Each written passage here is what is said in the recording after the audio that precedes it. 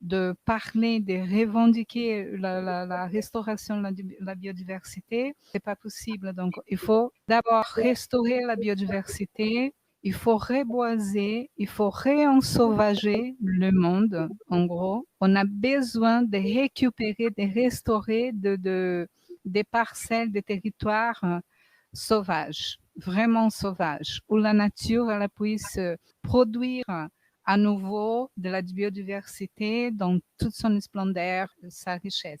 Rien qu'entre 2004-2017, 43 millions d'hectares de forêt ont été perdus dans le monde.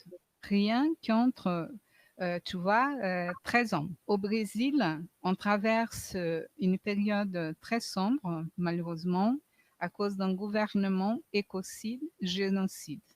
Donc, depuis les premiers mois de ces gouvernements, l'on a déjà perdu, je crois que ça a augmenté 120% d'hectares détruits de forêts. C'était un espace de 8-9 mois, d'accord, en 2019. L'année dernière, c'était la pire année aussi dans l'histoire du pays à cause de cette politique écocide.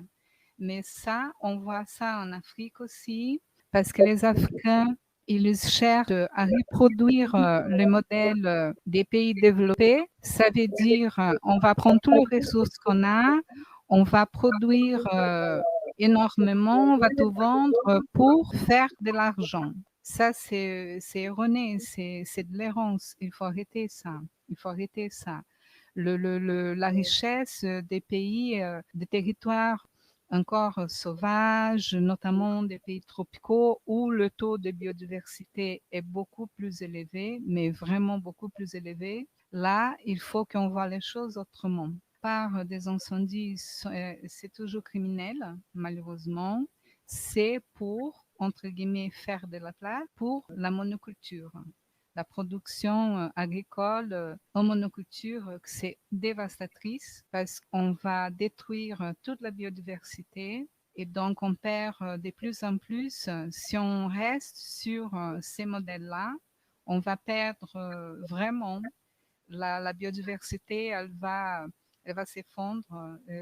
J'aime pas parler de l'effondrement, mais à un moment donné, on commence à vraiment à croire si on ne change pas de mentalité. Après ce plan un peu négatif qui malheureusement qui arrive aujourd'hui, on parle aussi peut-être d'une solution de l'agriculture régénératrice. Qu'est-ce que tu en penses? L'agriculture régénératrice, elle est une modalité de l'agroécologie.